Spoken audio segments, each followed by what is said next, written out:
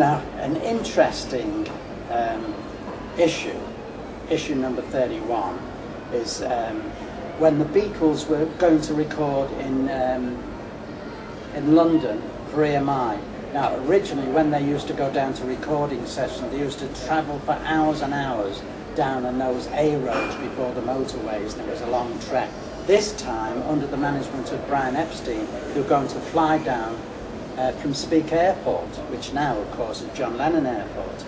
And Brian had this picture taken for me of the Beatles at the airport, ready to fly down to record for EMI. But people will notice that poor old George here has a black eye.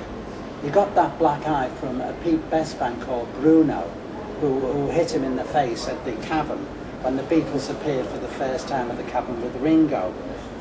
And here's an advert from them. It's about the Beatles' first record. We had a cartoon every issue by Brian Cook, who became a famous cartoonist in the national press, of a mythical group called the Cuspidors. We have Billy Kramer at a wedding, and then all the Cavern gigs, adverts from groups like the Strangers, and an article all about the drummers.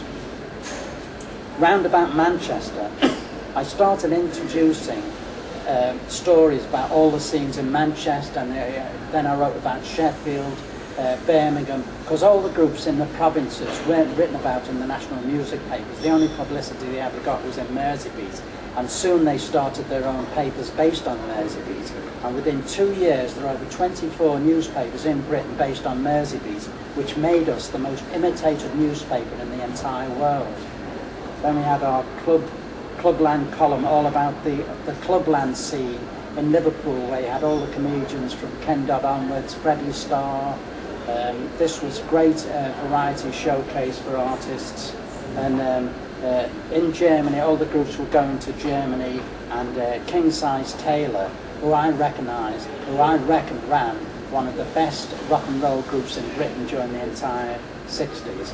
Now here is Hamburg, is another piece by Paul McCartney, all about the Beatles' first trip to Hamburg. This is another thing from one of the letters Paul used to send me. And he says, the first time we went to Hamburg, we stayed 4.5 months. It's a sort of blown-up Blackpool, but with strip clubs instead of waxwork. Thousands of strip clubs, bars and pickup joints. Not very picturesque.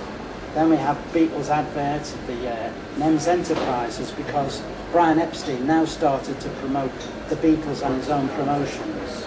And Gibson Kemp is interesting because he replaced Ringo Starr in Rory Storm and the Hurricanes, and he married Astrid Kirchner, Stuart Sutcliffe's original girlfriend and fiancée. Then we have the Mersey Tops, which were compiled for us by Brian Epstein.